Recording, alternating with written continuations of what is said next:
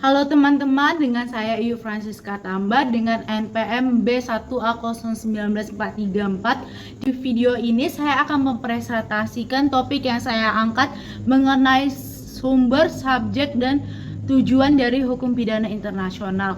Mengapa saya mengambil tentang ini? Dikarenakan hukum pidana internasional merupakan salah satu cabang dari hukum internasional. Akan tetapi, saya ingin mengambil tentang dasar-dasar dari hukum pidana internasional tersebut, dikarenakan ada beberapa faktor pembedaan antara hukum internasional dengan hukum pidana internasional. Jika hukum internasional menyangkut tentang keseluruhannya, maka hukum pidana internasional mencakup tentang pidananya. Jika di hukum internasional, kita akan mempelajari secara kompleks tentang struktur kenegaraan, bentuk-bentuk pemerintahan, masalah yang terjadi dalam luar negeri maupun di luar negeri, dan juga mencakup tentang pidana dan perdata internasional. Akan tetapi, di pidana internasional, kita secara kompleks mempelajari tentang hukum-hukum pidana yang terjadi di internasional. Meskipun hukum pidana internasional merupakan salah satu cabang dari hukum internasional, akan tetapi terdapat perbedaan yang signifikan, terlebih dari sumber-sumbernya, subjeknya, dan tujuannya. Mengingat hukum pidana internasional merupakan bagian dari hukum internasional, maka sumber-sumbernya juga sama dengan sumber-sumber hukum internasional. Seperti tertera dalam pasal 38 ayat 1 huruf A sampai dengan Statut Mahkamah Internasional disebutkan bahwa sumber hukum internasional terdiri atas yang satu perjanjian internasional, yang kedua hukum kebiasaan internasional, yang ketiga prinsip hukum umum, dan keempat putusan hakim dan pandangan para sarjana hukum menentukan adanya hukum internasional. Sumber pertama, kedua, dan ketiga tergolong sumber utama yang langsung dapat berperan sebagai hukum dalam memutus sengketa konkret, sementara sumber hukum keempat tergolong sumber tambahan yang biasanya berfungsi untuk memastikan dan menafsirkan sumber utama.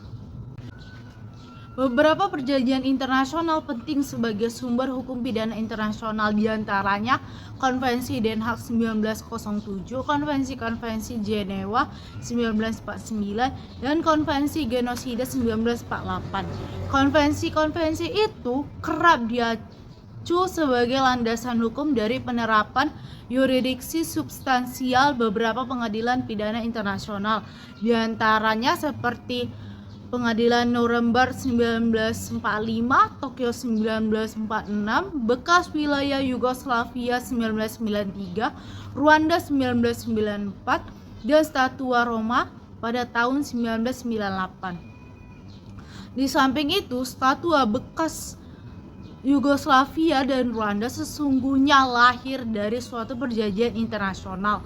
Kedua statua itu ditetapkan melalui resolusi Dewan Keamanan PBB masing-masing nomor 827/1993 tanggal 2 Mei 1993 dan nomor 955/1994 pada tanggal 8 November 1994, di mana dasar hukum penerbitan resolusi itu adalah bab 7 Junto pasal 25 Piagam PBB. Ini tiada lain adalah perjanjian internasional yang merupakan kesepakatan negara-negara pendiri dan negara-negara anggota berikutnya. Di samping itu pula, statua pengadilan bekas Yugoslavia dan Rwanda sesungguhnya lahir dari suatu perjanjian internasional. Kedua statua itu ditetapkan melalui resolusi Dewan Keamanan PBB masing-masing nomor 827/1993 pada tanggal 2 Mei 1993 dan nomor 955/1994 tanggal 8 November 1994, di mana dasar hukum penerbitan resolusi itu adalah bab 7 Junto pasal 25 Piagam PBB Ini tiada lain adalah perjanjian internasional yang merupakan kesepakatan negara-negara pendiri dan negara-negara anggota berikutnya. Demikian juga Statua Roma itu sendiri adalah sebuah perjanjian internasional yang ditetapkan oleh negara-negara anggota PBB pada saat konferensi diplomatik atau Diplomatic Conference di Roma pada tanggal 17 Juli 1998. Di samping menetapkan statua, konferensi diplomatik juga pada tanggal yang sama menetapkan adanya sebuah komisi yang bertugas merancang hukum acara dan pembuktian dengan batas waktu pada tanggal 30 Juni tahun 2000. Dapat ditambahkan bahwa waktu pembahasan yang paling alot dalam konferensi itu adalah tentang kewenangan Dewan Keamanan PBB untuk mengajukan perkara pelanggaran berat HAM ke pengadilan dengan tujuan agar pelaku dari negara-negara yang bukan peserta dari atau yang tidak meratifikasi atau mengaksesi perjanjian tidak lolos dari yurisdiksi pengadilan. Perjanjian internasional yang menjadi sumber hukum pidana internasional ditinjau dari segi kekuatan mengikatnya secara tidak langsung. Perjanjian yang mengikat langsung individu adalah perjanjian yang berkaitan dengan kategori kejahatan internasional. Misalnya genosida, kejahatan perang, kejahatan terhadap kemanusiaan di mana pembuatnya memang menghendakinya, seperti ditegaskan oleh Pengadilan Pidana Internasional atau International Criminal Court atau ICC. Treaties can operate directly of individual if that is the intent of the drafter. Sementara perjanjian internasional yang tidak langsung mengikat individu pada umumnya adalah kejahatan yang bersifat transnasional. Perjanjian juga demikian menghendaki agar negara peserta mengatur lebih lanjut dalam hukum nasional mereka agar pergerakannya atau penegakannya lebih efektif melalui mekanisme sistem hukum nasional. Contoh perjanjian demikian adalah perjanjian yang berkenaan dengan yang kedua, hukum kebiasaan internasional. Hukum kebiasaan internasional berasal dari praktik umum negara-negara yang secara konsisten dan berulang-ulang. Tindakan itu mereka rasa sangat urgent karena adanya suatu kebutuhan. Terjadinya hukum kebiasaan internasional apabila telah terpenuhi oleh dua unsur, yaitu yang pertama usus berupa praktik umum negara-negara atau general practice. Yang kedua ada opinio juris yang berarti keyakinan bertindak secara hukum karena adanya suatu keperluan.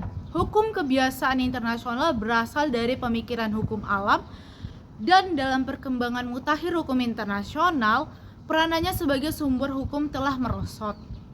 Pengadilan Nuremberg 1945 menerapkan 7 prinsip sebagai landasan operasionalnya. Prinsip 2 menyatakan the fact that internal law does not impose a penalty for an act which constitute a crime under international law does not relieve the person who commit that act from responsibility under international law.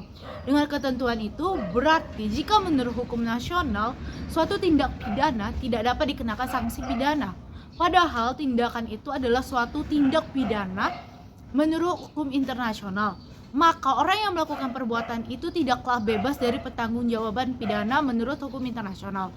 Lebih lanjut, itu berarti hukum pidana internasional diberikan kelonggaran untuk melakukan disreksi berupa mengkualifikasi suatu perbuatan menjadi perbuatan pidana menurut hukum internasional, dan oleh karena itu maka pelakunya dapat dijatuhi sanksi pidana. Diskresi itu bukan tidak mungkin dilakukan dengan menelusuri hukum kebiasaan internasional untuk menemukan kaidah-kaidah pidana internasional, terutama yang berada dalam hukum kebiasaan perang. Selain itu, pelanggaran terhadap perdamaian sejak dahulu sudah termasuk kejahatan menurut hukum internasional, seperti yang dinyatakan oleh Cecil C.S. bahwa that crime against peace were already criminalized in international law. yang tidak diragukan keberadaannya sebagai bagian dari hukum kebiasaan internasional. Sehingga dengan demikian, masalah ketaatan terhadap konvensi itu tidak perlu dipersoalkan lagi. Pengadilan Pidana Internasional untuk Rwanda 1994 yang fungsinya sama dengan Pengadilan Pidana Internasional untuk bekas wilayah Yugoslavia tahun 1993 menerapkan hukum kebiasaan internasional yang terdapat dalam hukum humaniter internasional, khususnya berkenaan dengan perang antar dalamnya juga tersirat kejahatan genosida dan kejahatan kemanusiaan dengan unsur-unsur sistematis, meluas dan mencolok atau flagrant violation.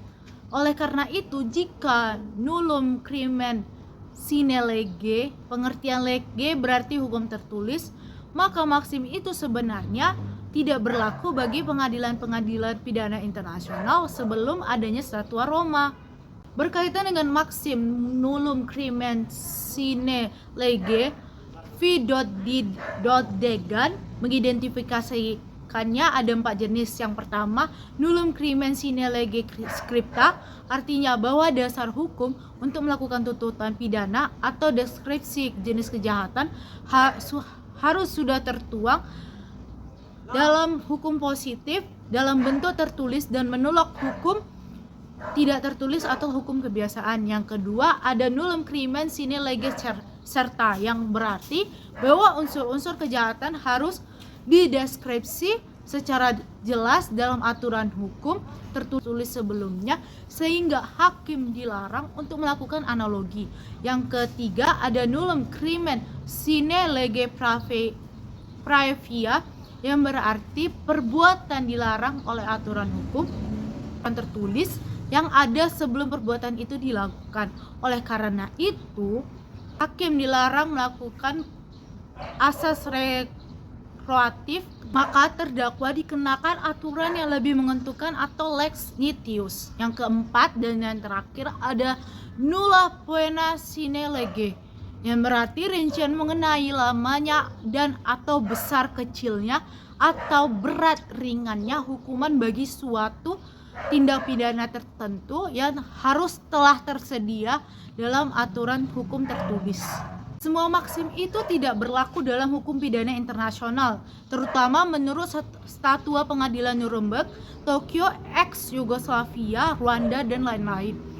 Benar bahwa statwa itu ada yang merujuk pada Konvensi Jenewa tahun 1949 sebagai hukum tertulis.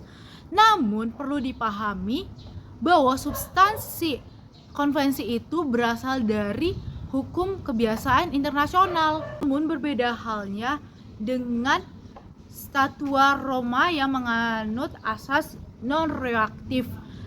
Maka akibatnya semua maksimum tersebut diberlakukan dengan catatan maksim keempat diberlakukan secara terbatas. Artinya rumusan mengenai rincian berat ringannya hukuman dirumuskan secara umum hanya menyebutkan hukuman penjara hingga seumur hidup yang terdapat dalam pasal 77, pasal 78, pasal 110 Statut Roma. Atau dengan kata lain, tiap-tiap delik tidak disertai dengan rumusan mengenai rincian berapa lama pidana penjara dapat dikenakan pada pelaku. Kebanyakan hukum pidana nasional mencantumkan secara perinci tingkat hukuman pidana yang dapat dijatuhkan. Tidak jarang rumusan kejahatan tertentu diikuti rumusan hukuman tertentu dengan rentang maksimum minimum lamanya hukuman. Dengan tidak dianutnya maksimum keempat dalam setiap Statut Pengadilan Pidana Internasional atau kecuali dalam Statut Roma secara terbatas, maka jenis hukum dan besarnya hukuman diserahkan kepada hakim untuk melakukan diskresi. Ini berarti hakim mempunyai kebebasan untuk menelusuri kembali hukum kebiasaan internasional dan prinsip-prinsip hukum terutama yang ada dalam hukum humaniter internasional untuk pada akhirnya dapat dibuat putusan yang dirasakan adil oleh masyarakat internasional. Dengan demikian dapat dikatakan bahwa maksim atau dalam kata kutip nullum crimen sine lege dalam hukum pidana internasional tidak berlaku kalau kata lege diartikan dalam hukum tertulis.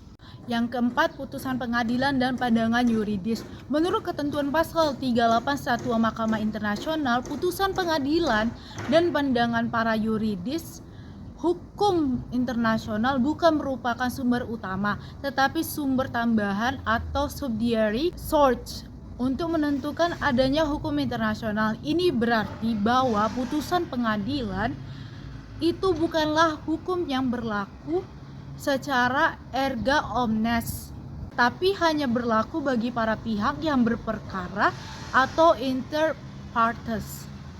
Tampaknya pengadilan pidana internasional tidak selalu menganut asas stare decisis. Terbukti dari ada kasusnya Fuzun Ziza tahun 1998 yang ditangani oleh pengadilan pidana internasional Yugoslavia atau ICTY pada saat dia menciptakan hukum kebiasaan internasional baru dengan menentukan sendiri unsur-unsur penyiksaan atau tortur dan pemerkosaan atau rape untuk dapat dikategorikan sebagai kejahatan internasional berdasarkan unsur actus reus atau perbuatan dan mens rea atau niat.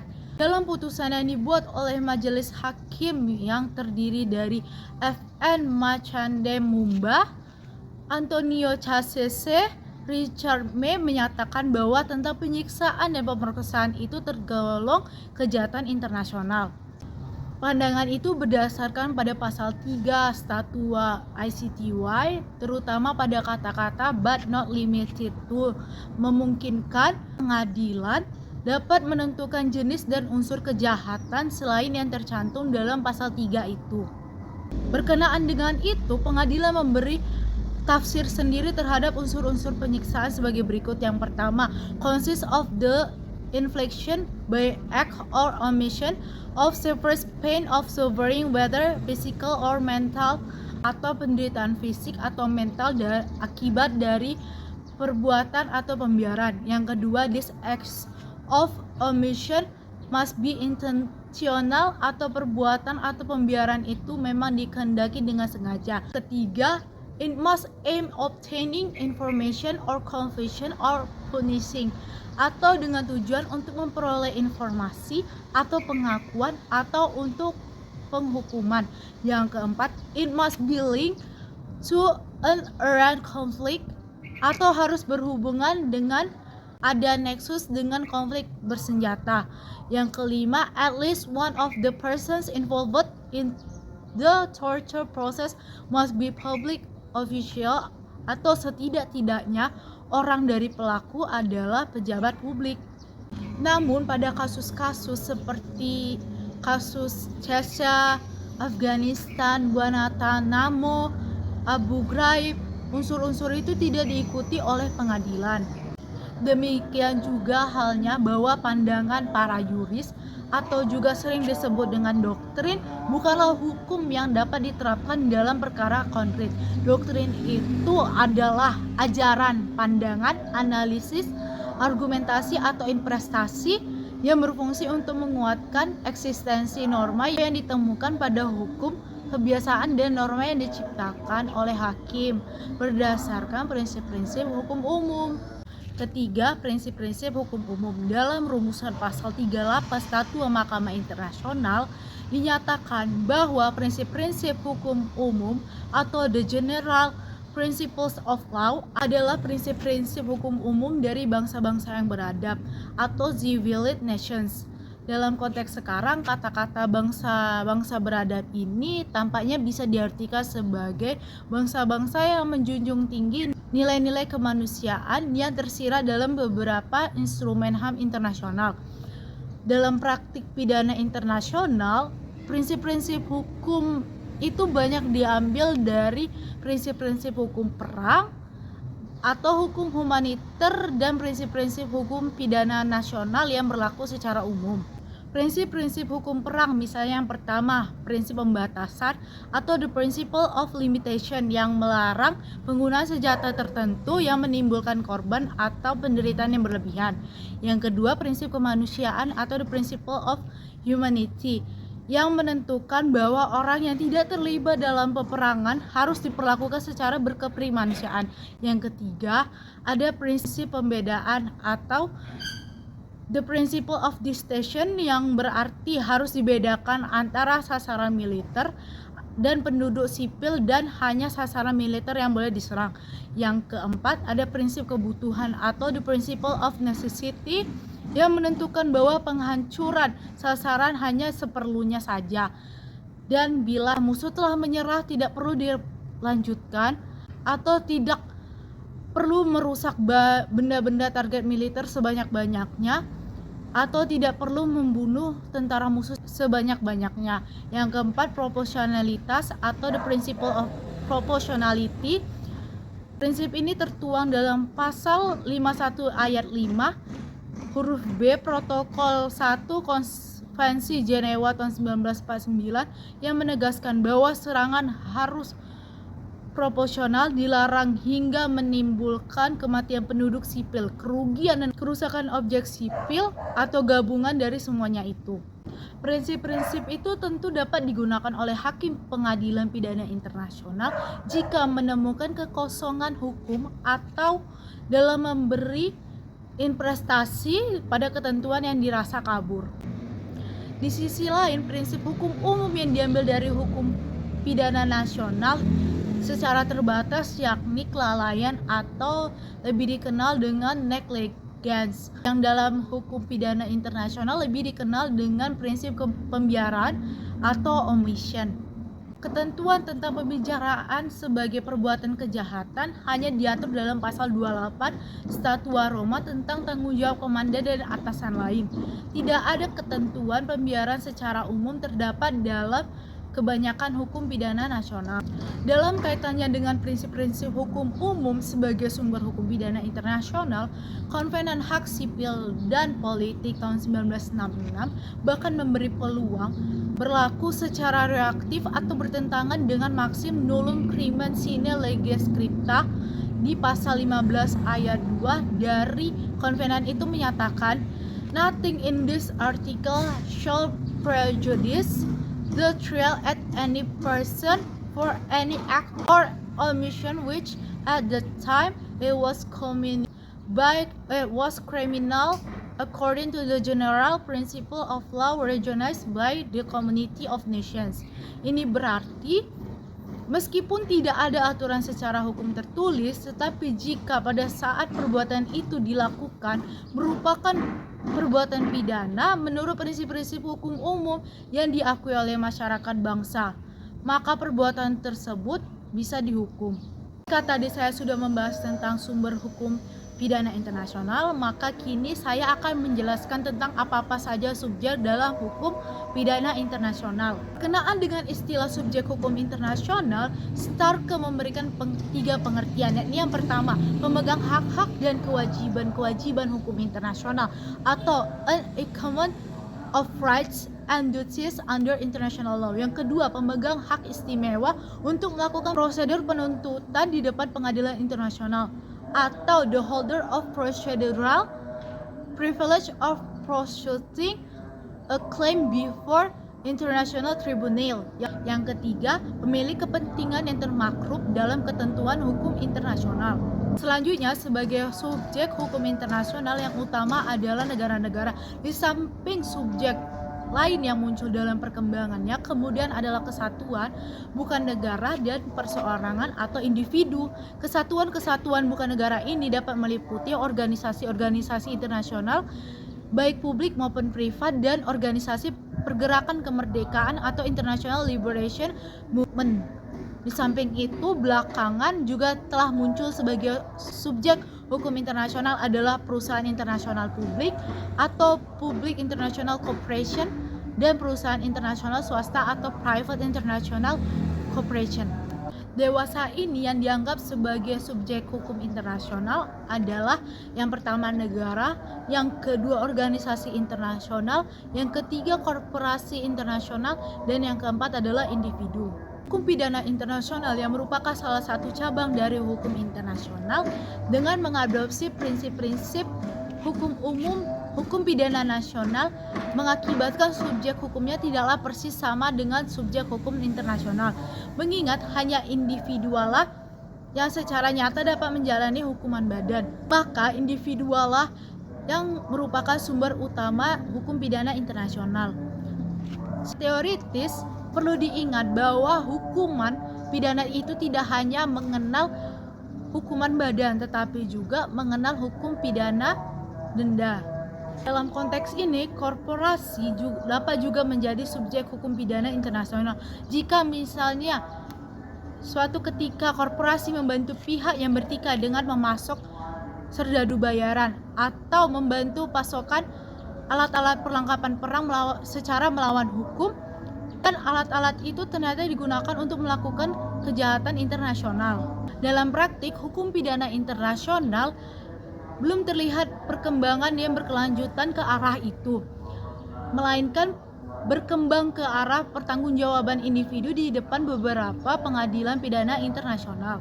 Penjahat perang sebagai individu yang diadili dalam suatu pengadilan pidana internasional sesungguhnya merupakan suatu bentuk hukuman terhadap negara yang telah melanggar perjanjian internasional tentang perang yang telah diratifikasinya secara kolektif.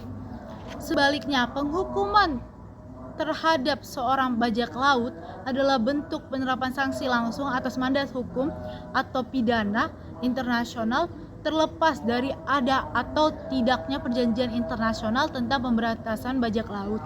Samping itu, negara adalah konsep fiksi dari hukum atau legal fiction yang hanya dapat bertindak kalau ada individu. Dan individu yang demikian adalah pejabat negara yang bertindak atas nama negara. Di sisi lain, ada juga pandangan yang menyatakan bahwa posisi individu yang demikian itu tidaklah dapat dikatakan sebagai subjek ataupun objek hukum internasional. Untuk menghindari jebakan dari istilah dikotomi subjek dan objek, mereka menawarkan konsep partisipasi atau idea of participation dari individu dalam proses pengambilan keputusan hukum internasional. Dalam partisipasinya, pada proses itu boleh jadi mereka bertindak berdasarkan hak dan kewajiban yang diberikan oleh hukum internasional. Dalam keadaan demikian, mereka memperoleh status hukum dan bertindak sebagai personifikasi hukum internasional atau as international legal person. Namun memang ada benarnya jika personifikasi hukum internasional itu bisa muncul sebagai objek hukum internasional, jadi tergantung dari sudut mana orang memandangnya. Jika dipandang dari segi individu itu melakukan tindakan hukum internasional, maka individu itu adalah sebagai subjek hukum internasional. Namun jika dipandang dari segi individu itu dikenai tindakan hukum internasional, maka ia adalah objek hukum internasional. Dalam kaitan dengan hukum pidana internasional, individu lebih fokus dipandang sebagai pelaku kejahatan internasional atau actus theus yang didasarkan pada adanya niat atau meus rea. Oleh karena itu sangat tepat individu dianggap sebagai subjek hukum pidana internasional. Jika tadi saya telah membahas tentang sumber hukum pidana, subjek hukum pidana, maka sekarang saya akan membahas tentang apa tujuan dari hukum pidana internasional. Mengenai tujuan hukum pidana internasional, menurut R. Cyrer C.S. adalah untuk merespon suatu ketidakpuasan atau as a response to dissatisfaction terhadap mekanisme penanganan kejahatan. Menurut mereka, penanganan kejahatan internasional oleh negara-negara di masa lalu ada dua cara, yakni yang pertama dengan tindakan eksekusi di luar pengadilan atau extrajudicial execution, dan yang kedua dengan cara pura-pura mengadili atau make signing of living. Cara yang pertama adalah bertentangan dengan hukum. Dan cara yang kedua, meskipun sesuai dengan hukum, tetapi mereka mengabaikan rasa keadilan atau ignoring them. Karakter kejahatan internasional menurut Cyrer C.S. adalah kejahatan masif atau mass criminality yang menimbulkan korban secara massal. Oleh karena itu, penjatuhan hukuman pidana terhadap para pelakunya harus mempertimbangkan rasa keadilan masyarakat internasional dengan menerapkan beberapa prinsip hukum pidana internasional untuk memberikan justifikasi terhadap penjatuhan hukuman. Prinsip-prinsip itu menurut Cyril C.S. adalah sebagai berikut. Yang pertama, retribusi atau retribution, yang berarti memberi hukuman yang setimpal dengan perbuatan pidananya. Yang kedua, pencegahan atau deterrence, agar penjatuhan hukuman itu mempunyai efek jera yang diharapkan dapat mencegah masyarakat internasional untuk melakukannya. Yang ketiga, inkapasitasi atau incapacitation, yakni mengisolasi atau menahan pelaku untuk jangka waktu lama dengan tujuan agar tidak bisa menyebarkan pengaruhnya kepada lingkungannya.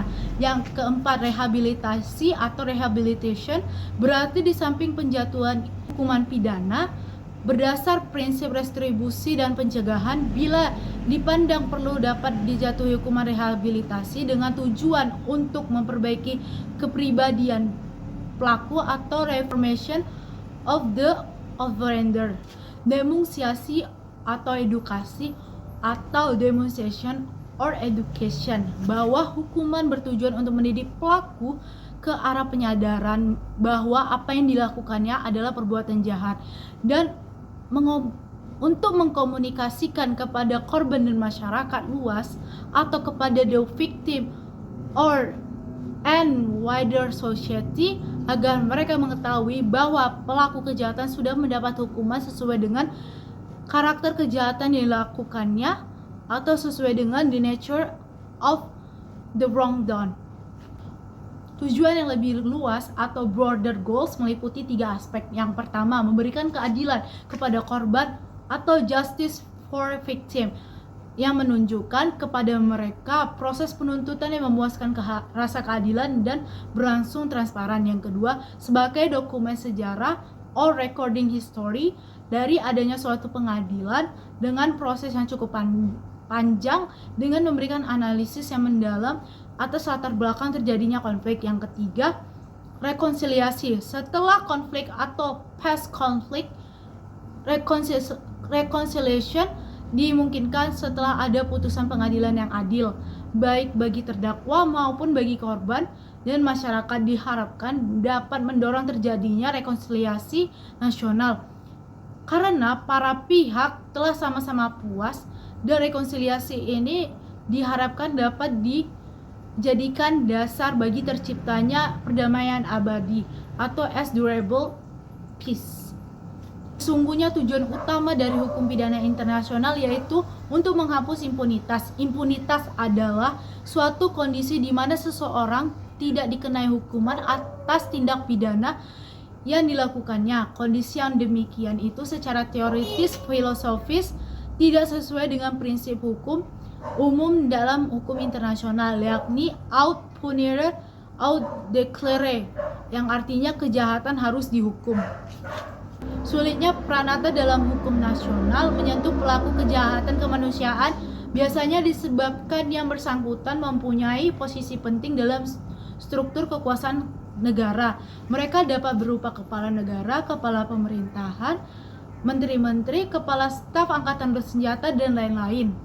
Hal ini menyebabkan pelaku yang terdiri dari para elit negara tetap bebas berkeliaran, menghirup udara bebas tanpa pernah dimintai pertanggungjawaban pidana. Akan lebih sukar bagi penegakan hukumnya kalau penjahat itu melarikan diri ke luar negeri, mencari suaka pada negara yang mendukung kebijakan politiknya. Untuk itulah diperlukan suatu pengadilan pidana internasional yang independen agar dapat menjamin rasa keadilan seluruh umat manusia. Dalam tataran hukum transnasional, kejahatan tanpa hukuman itu bisa juga terjadi kalau penjahatnya berhasil melarikan diri ke luar negeri dengan tujuan membebaskan diri dari jeratan hukum nasionalnya. Di luar negeri, dia berharap bisa hidup bebas karena diperkirakan negara asalnya tidak mungkin bisa melakukan tindakan hukum di wilayah negara lain. Untuk itu, hukum pidana transnasional menyediakan lembaga ekstradisi dan lembaga kerjasama lainnya dengan tujuan agar penjahat itu bisa dipulangkan kembali ke negara asalnya untuk menjalani proses hukum. Jadi, tujuan utama hukum pidana internasional adalah untuk menghapus impunitas dan menghukum penjahat yang berlindung di wilayah negara lain. Dengan demikian, maksim hukum internasional, yakni punir endedere atau tiada kejahatan tanpa hukuman, betul-betul bisa terwujud dengan mengadili semua penjahat kemanusiaan tanpa kecuali atau tanpa memandang jabatan untuk menjamin rasa keadilan keseluruhan umat manusia di dunia. Demikian video presentasi yang dapat saya sampaikan tentang topik sumber, subjek, dan tujuan dari hukum pidana internasional. Saya berharap setidaknya teman-teman sekalian sedikit lebih mengetahui tentang apa saja sumber-sumber hukum pidana internasional, subjek-subjek yang di dalam hukum pidana internasional, dan tujuan dari hukum pidana internasional itu sendiri. Meski hukum pidana internasional sendiri sangatlah kompleks, tapi saya semaksimal mungkin sudah merangkum materi-materi yang saya baca dari buku-buku dan sumber-sumber yang berasal dari internet. Saya juga mengucapkan maaf apabila terjadi kesalahan dalam mencari informasi, mendapatkan informasi, atau kesalahan dalam berkata-kata baik dalam secara materi maupun penyampaian saya. Demikian video presentasi ini, saya ucapkan sekian dan terima kasih.